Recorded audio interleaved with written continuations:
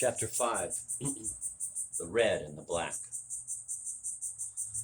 According to literary historian Stendhal inherited most of his ideas from the philosophes or the ideologues. If this were true, this novelist whom we consider so great would not have a thought of his own. For his whole life he would remain faithful to the thought of others. It is a hard legend to kill. It is popular both with those who would deny intelligence in the novel and with those who are trying to find a complete Stendhalian system and think they have found it in his early writing, that is, in the only more or less didactic texts ever written by Stendhal. Their thoughts dwell longingly on a huge key which would open all the gates of his work. A whole trousseau can be gathered effortlessly from the childish letters to Pauline, from the journal, and from his new philosophy. There is a loud rattle in the lock, but the gates remain closed. No page of The Red and the Black will ever be explained by means of Cabanis or Deceit de Tracy. Except for occasional borrowings from the system of temperaments, there is no trace of the theories of his youth in the novels of his maturity. Stendhal is one of the few thinkers of his time who won his independence from the giants of the preceding epoch. For this reason, he can render homage as an equal to the gods of his youth. Most of his romantic contemporaries are incapable of doing as much.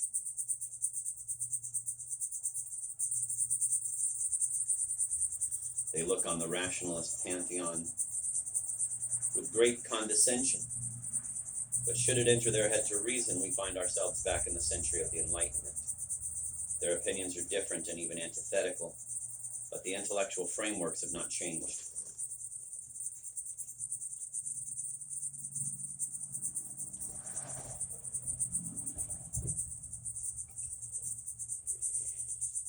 Stendhal does not give up thinking. The day he stops copying the thought of others, he begins to think for himself. If the writer had never changed his opinion on the great political and social problems, why did he declare at the beginning of the life of Henry Brulard that he had at last decided on his point of view regarding the nobility?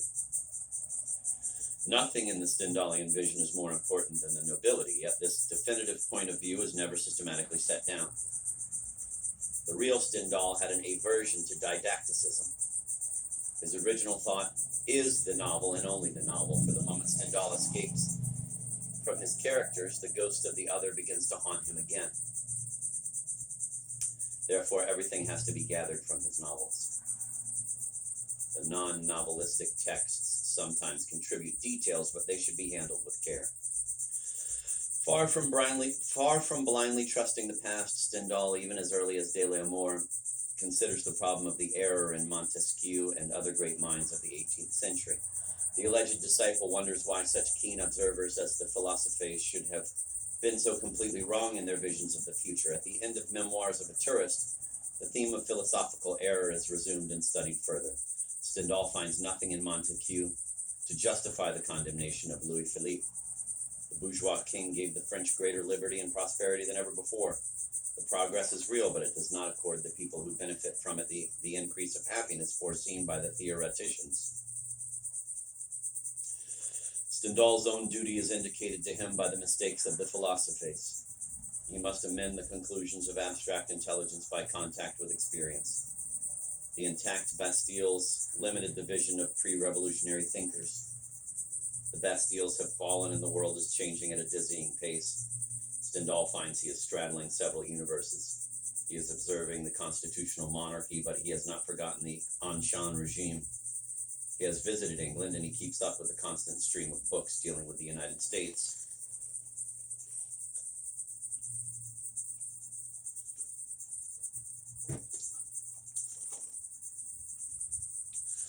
All the nations Stendhal is concerned with have embarked on the same adventure, but they are moving at different speeds. The novelist is living in a veritable laboratory of historical and sociological observation.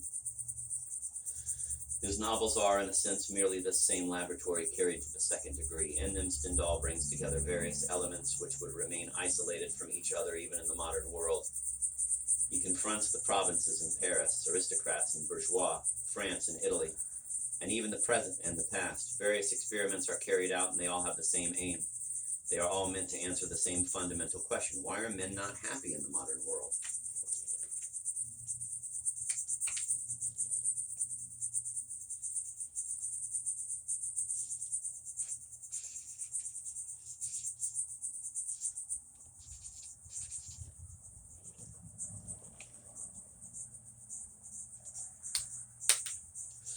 This question is not original. Everybody or almost everybody was asking it in Stendhal's day, but few ask it sincerely without having already decided a priori that one more or one less revolution is required. In his non-novelistic writings, Stendhal often seems to request both at the same time, but these secondary texts should not be allowed to worry us too much. Stendhal's real answer is blended into his novels, scattered through them. It is diffuse, full of hesitations and modifications. Stendhal is as prudent in the novels as he can be assertive when he is expressing his own personal opinion in the face of the opinion of others.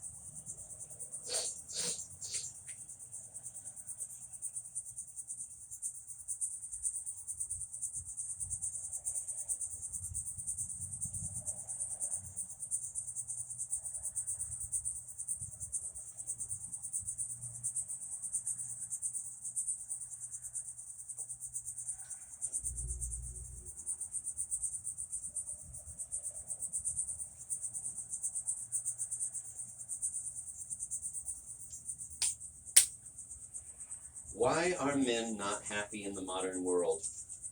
Stendhal's answer cannot be expressed in the language of political parties or of the various, quote, social sciences, end of quote. It is nonsense to both bourgeois common sense and romantic idealism. We are not happy, says Stendhal, because we are vaniteux.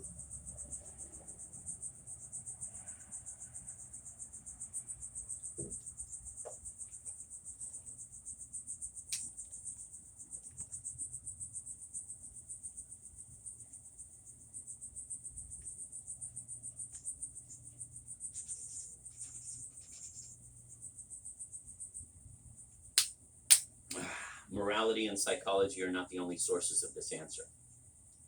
Stendhalian vanity has a historical component which is essential and which we must now clarify. In order to do this, we must first set forth Stendhal's idea of nobility, which, he tells us in the life of Henry Brulard, took a solid form rather late in his development. In Stendhal's eyes, nobility belongs to the man whose desires come from within himself, and who exerts every ounce of his energy to satisfy them. Nobility, in the spiritual sense of the term, is therefore exactly synonymous with passion. The noble being rises above others by the strength of his desire.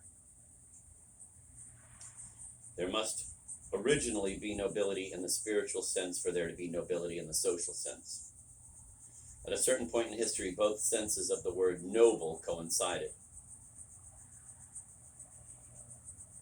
at least theoretically. This coincidence is illustrated in the Italian chronicles. In 14th and 15th century Italy, the greatest passions were born and developed in the elite of society.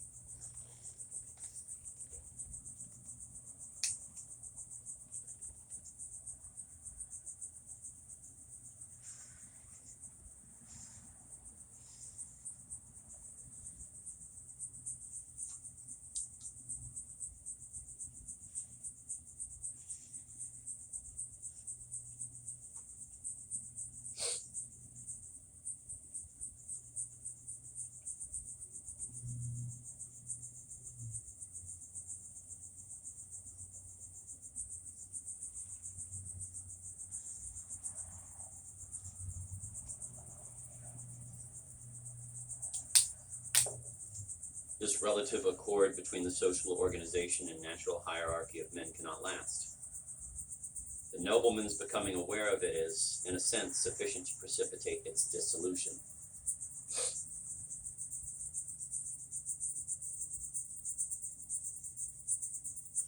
A comparison is necessary to discover that one is superior to others.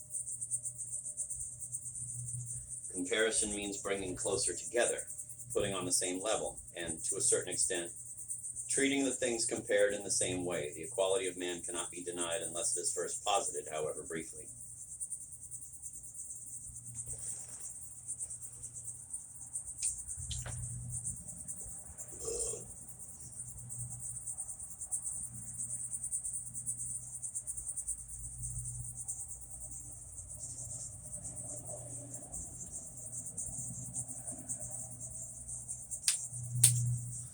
The oscillation between pride and shame which defines metaphysical desire can already be found in this first comparison.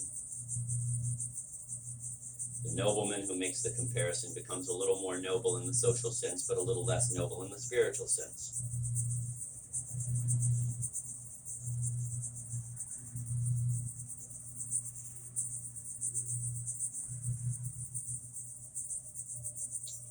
He begins the reflection that will gradually cut him off from his own nobility and transform it into a mere possession mediated by the look of the commoner.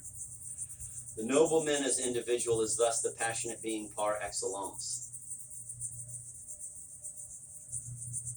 But nobility as a class is devoted to vanity. The more nobility is transformed into a caste and becomes hereditary, the more it closes its ranks to the passionate being who might rise from the lower classes, and the more serious the ontological sickness becomes. Henceforth, the nobility will be leading constantly toward vanity, the other classes dedicated to its imitation, and will precede them along the fatal road of metaphysical desire. Thus, the nobility is the first class to become decadent, and the history of this decadence is identical with the inevitable evolution of metaphysical desire. The nobility is already eaten up with vanity when it rushes to Versailles, drawn by the lure of vain rewards. Louis XIV is not the demigod worshipped by the royalists, nor is he the oriental tyrant loathed by the Jacobins. He is a clever politician who distrusts the aristocracy and uses its vanity as a means of government, thereby hastening the decomposition of the noble soul.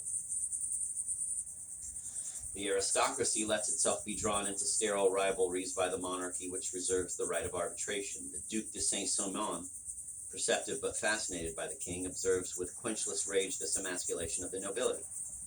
Saint-Simon, the historian of impotent hatred, is one of Stendhal's and Proust's great teachers. The absolute monarchy is one stage on the road to revolution and to the most modern forms of vanity. But it is only a stage. The vanity of the court presents a strong contrast with true nobility, but it makes an equally strong contrast with the vanity of the bourgeois.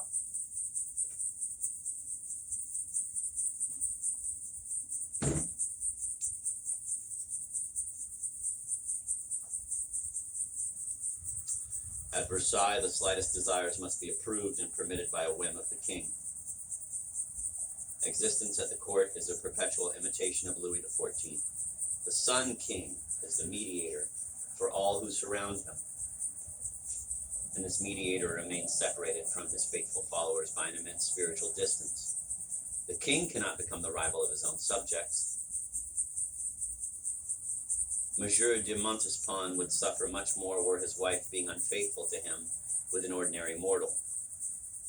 The theory of divine right provides a perfect definition of the particular type of external mediation, which flourishes at Versailles and in the whole of France during the last 2 centuries of the monarchy.